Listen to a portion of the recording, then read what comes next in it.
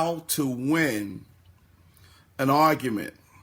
Now, let me first of all say that if you're truly looking to win at an argument, you're already headed down a very destructive path. Okay? So if you're looking to win an argument in your marriage, in your relationship, whatever it may be, whatever the case may be, you're already headed down a destructive path. Because when it's all said and done, it's not about winning or losing. Because when you come together, it's about coming together in a commonality and coming together when there's love there. There should be some love there.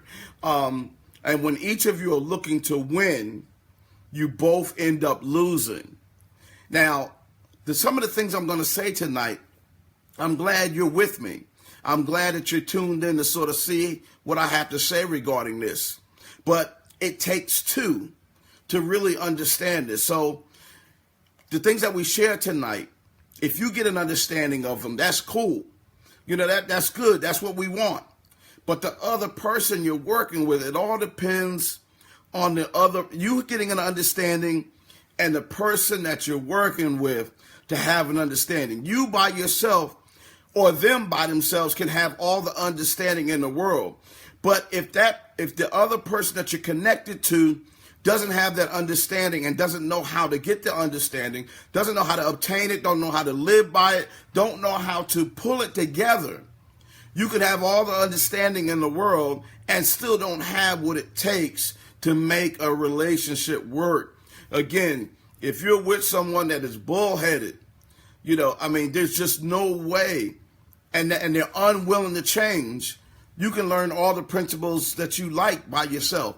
You can go to all the conferences you want, Lady Thou Art Loose and all that other stuff and manpower and all that. But if you're going by yourself and the other person that you're with refuses to work with you in any capacity, you end up losing no matter what you have. So, and people shift, and we're going to talk about that at some point. People also can shift in the middle of a relationship.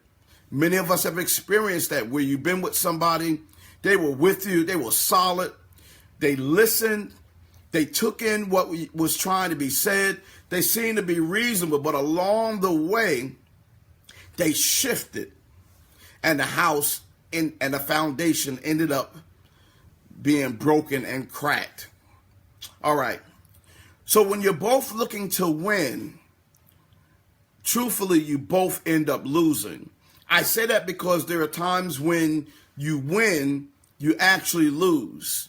And when you lose, there are times that you actually win, but you end up winning a prize that wasn't originally intended to be rewarded to the winner. I'm going to say that again. There are times when you win, you lose.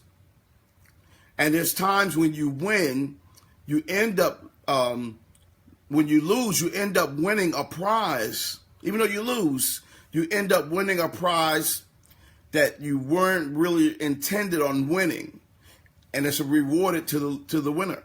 So it doesn't matter how long you've been together, how well you get along, how much in common you are. If you are true to yourself, true to being who you are, true to your feelings, true to your own heartbeat, from time to time you will disagree. My wife, Lord knows I love my wife, but my wife gets on my nerves. And Lord knows my wife loves me, but my wife can tell you, she'll tell you tonight, that I get on her nerves. But the deal is, let's talk about foundation for a minute. Is the love that you have for that person bigger than the argument? I'm going to say that again. Is the love that you have for that person and the love that that person has for you, is it bigger than the argument? The love that you all have for each other must be bigger than the argument.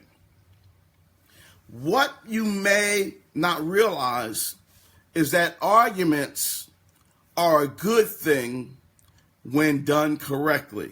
All right, I know that kind of throws you. It seems like an oxymoron. But there is a purpose for arguments. There are reasons for disagreements. Many of us have heard secular love songs that have mentioned about how a relationship was stronger through disagreements and breakups and different things like that. A lot of times when you come back together, it creates this tension. And once you get everything resolved and you come back together, a lot of times, if you have a right foundation, again, everything I say tonight only works if you have a decent foundation. So if you try to apply this to a raggedy foundation or a broken or cracked foundation where nothing is done about the foundation, none of this applies to you. None of this will work. None of this will make any sense. You'll go back and say, man, the guy, he just contradicted everything. Your foundation has to be right. That's a whole nother teaching, which we'll have to work on and deal with that at some other point. But we're not dealing with that on that level tonight. We're just talking about coming together and talking about this winning of an argument. All right. There's no right and wrong way when it comes to that winning and losing. You've got to realize, get that out of your system. True, we like to be right. You women love to be right. Y'all love to be right on us. Y'all love that. Y'all love when you can bust us out and be right. Men, can we be honest? We love, because of our male ego and how we are, our flow, how we're wired. We love being the head and we love being right. We don't like to be told that we're wrong. We don't like to find out that we're wrong. And if we are wrong, a lot of times we have a hard time admitting that we're wrong. Now, Kimberly Thomas Lucen says, I'm always right. Now, that's according to you. But if we got your husband on here, he don't really do a whole lot of Facebook. But we know if we got Deacon Newsom on here, I know he would share that. He would counter that particular statement and say, Pastor Cherry, you know the deal, bro. I don't even got to say it. We men are right a lot of times. But let's just talk about the wrong way for an argument, to handle an argument. A wise man once said to another man, he gave him an example, and he pointed it out to him about there was a parking lot full of seagulls. All of those seagulls, there were like hundreds of them, and they were walking and making all kinds of noise. They were close to the shore, so that, the seagulls are near water.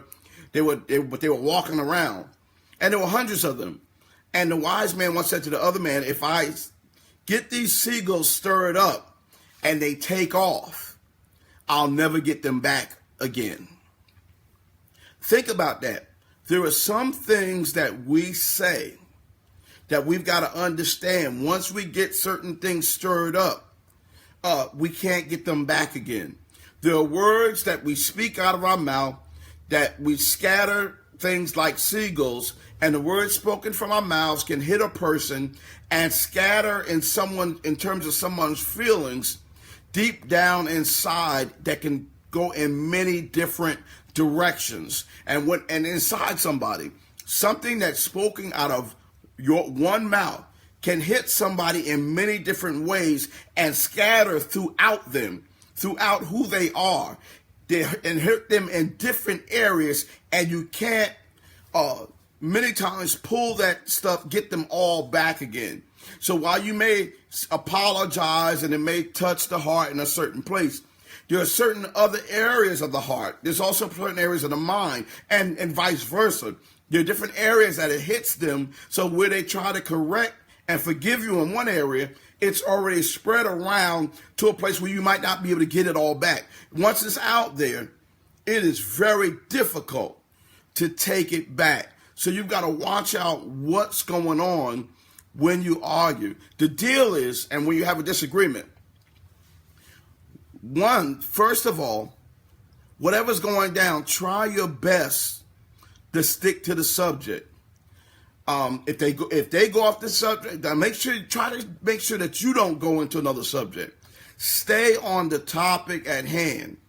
If they go off the subject, again, it depends on the person you're working with.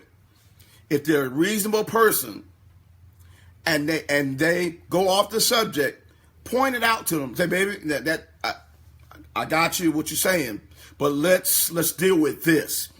This is the situation that we're dealing with. If we bring that in, now that's going to muddy up. Keep that word in mind, that phrase, muddy up. That's going to muddy up and moisten the soil and add more instability. When the soil when soil is moistened or it's wet, it can easily shift whatever's placed in it. Oh, y'all ain't with me. Okay?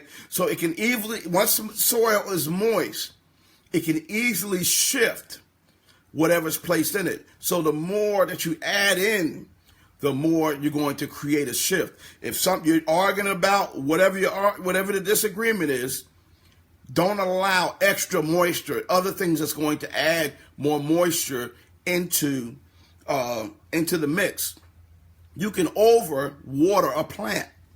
You can give a plant too much water to the point where it's unable to soak up through the roots all of the water and you can actually just drown a plant. I mean, you can kill a plant by giving it too much water. So let's deal with whatever it is, and let's not bring the external stuff. Don't let them talk about your mother or your stepkids or the last argument or anything else that doesn't have anything to do with this particular. Let's try our best. Let's resolve this. Let them know that you love them enough and you want to resolve it. And say, baby, if we bring too much in, we're going to end up shifting the soil. All right. Keep my analogies regarding dirt and soil. Keep that in mind, because I'm going to bring it around for you to help you to understand. It's important to try to settle each argument in some sort of way, because if it's not settled, it adds to the next argument. Can I get a witness? Whatever you don't deal with, many times it's going to come up. It's going to be added to the following argument. And that's why there's so many breakups and there's so many divorces. And people end up not speaking to each other, because what we end up is stacking and building and stacking. And because of all the unsettled arguments, we end up building our own individual fortified cities, walls around our own cities and around our own lives within ourselves. And we build up such a wall that's so high that none of us can penetrate it. Sex won't penetrate it. Material things won't penetrate it. Children won't penetrate it. Words won't penetrate it.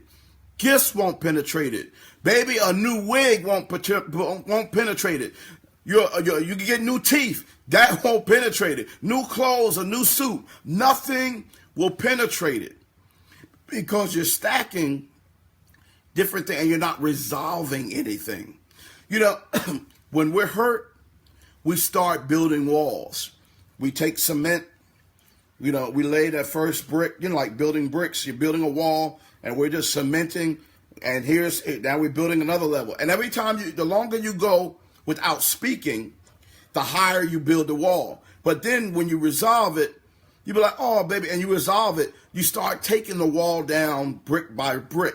And it comes down, okay? Because you don't want to have a wall. You don't want to be against this person. You don't want things in the way. So you start dismantling the wall. But if you don't deal with the situation, the wall that is built, even though it's unfinished, so you're still in relationship things, even though it's unfinished, they haven't taken down the wall that's being built. So the next time, more bricks are being added. And the next thing you know, you can't even see each other. When was the last time you've had your foundation checked? Many times the problem is we move into a new house. We move into a new relationship. Not a brand new house, because we've all been in relationships before. I'm trying to help somebody right now with what I'm saying. I need you to really be honest with yourselves regarding this. When's the last time you moved into a newer house for you? Not a brand new house, but a newer house for you in terms of another relationship.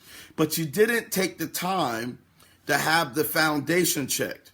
Your foundation and their foundation checked. Foundation problems most likely occur because of moisture. Soil expands when it gets wet, and it contracts when it dries out. Oh, I'm going to say that again. Soil expands when it gets wet, and it contracts when it dries out. And these movements can cause the foundation to shift. The effect is compromised seismic zones where the Earth's movements increase the instability of the soil. Oh, that's so deep. Oh, man. So many times there are foundation, just like Yolanda Johnson just said, foundational problems. There are foundational problems with yourself that you haven't dealt with before hooking up with somebody. There's foundational problems within that person that you did not take the time to deal with or to really find out what's going on. You've got to have that foundation looked at before, you commit to buying the house. That's what dating is for. Dating is for checking out the foundation and seeing if it's beyond disrepair. If and a lot of times when you have foundation problems, you've got a problem to deal with. So, evidence of foundation problems is usually apparent in the interior and exterior of the house. So a lot of times, if you're looking, you got to know what to look for. If you're looking and there are foundation problems, you will find out by looking at the interior and exterior, but you've got to look very closely. I don't know how many of y'all have ever looked for a house before. And a lot of times we just look on the outside, everything looks good or whatever, but we're not really looking carefully to check out if we can tell what's going on with the foundation. Many times we don't even know what to look for. And again, that is so important. That's why I said you got to deal with yourself first. Do you have somebody who is reasonable? Do you have somebody who is mature? Not everybody that is grown on the outside is grown on the inside.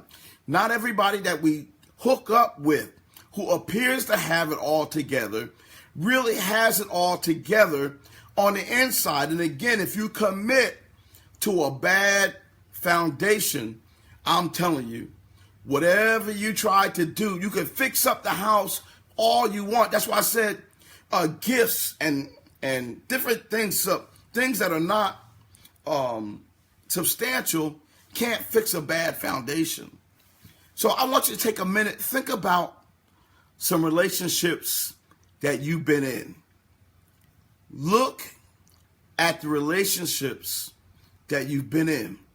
Start looking at some of their faults, some of the things that were there in the beginning, but you kind of waved them off because you were looking at all the other amenities of the house. Okay? You got that?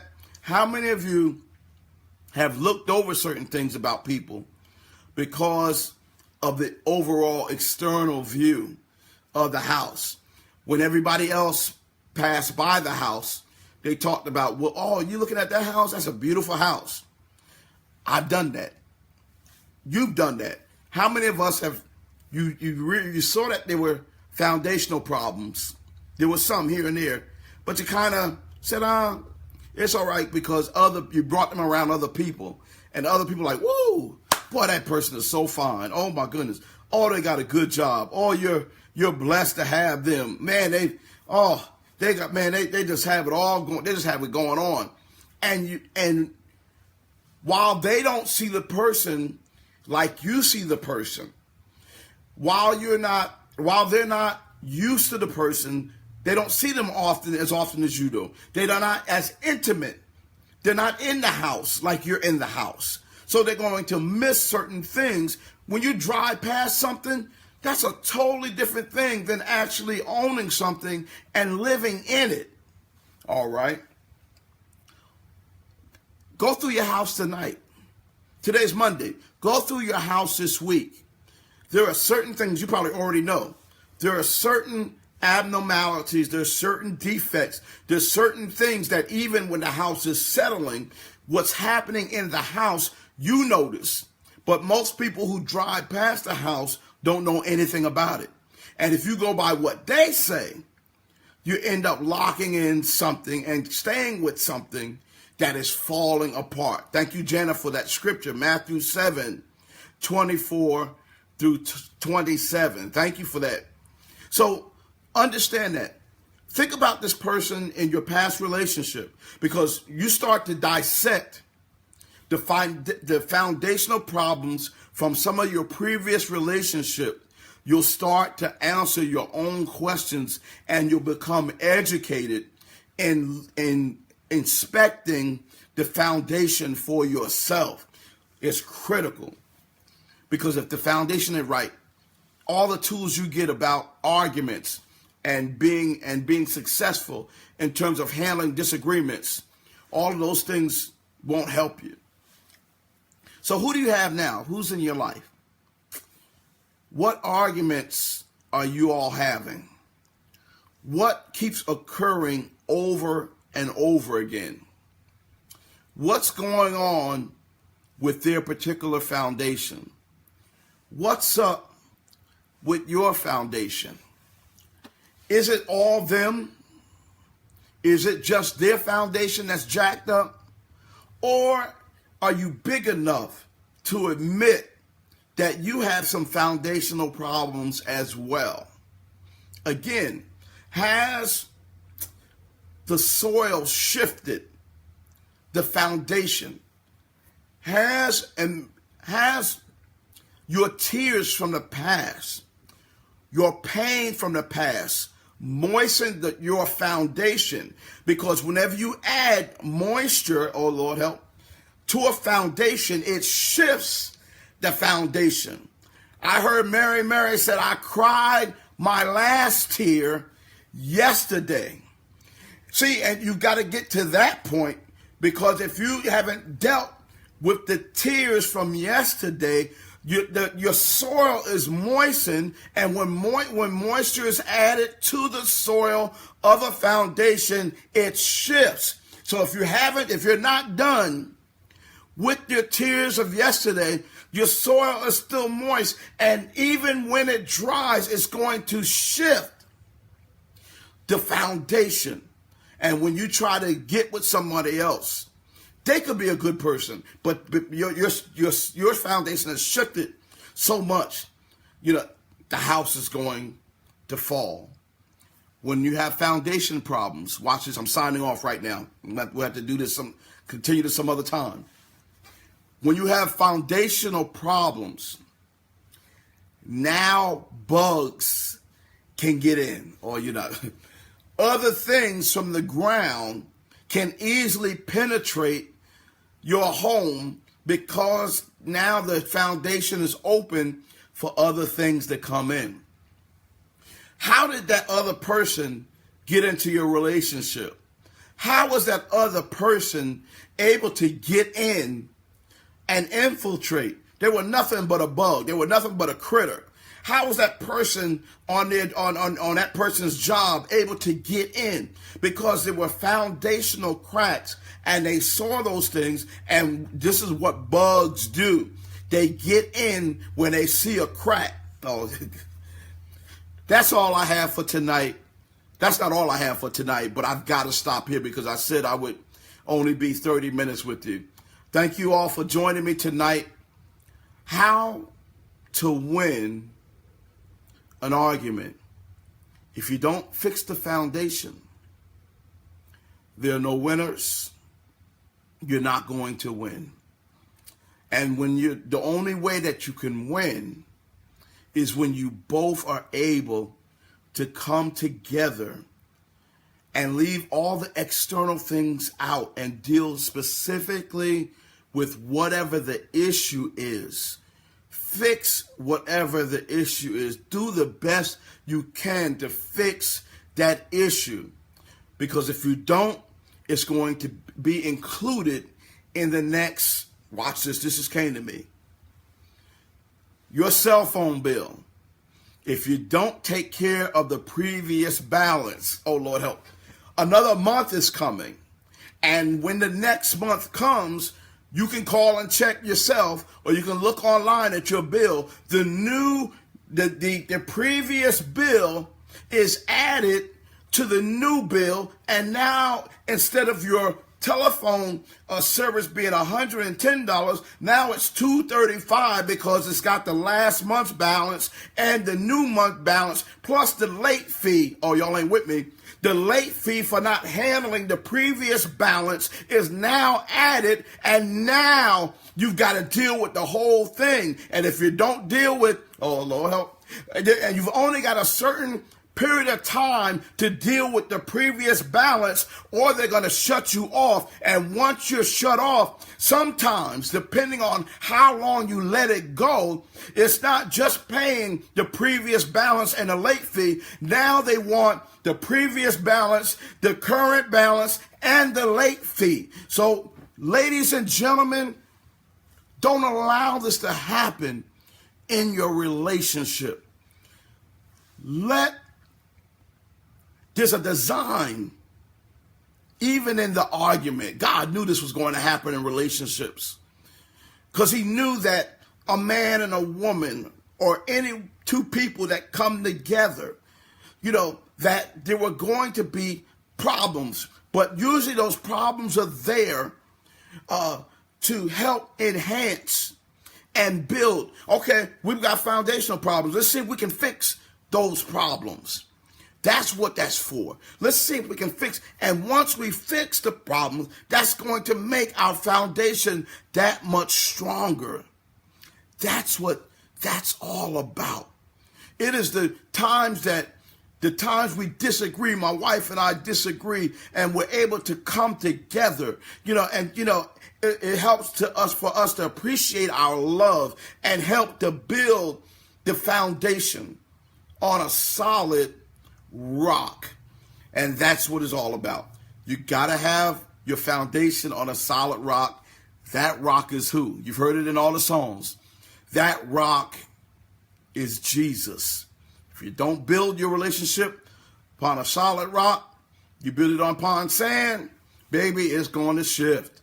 Look at your neighbor tonight and say, if it's not built right, it's going to shift.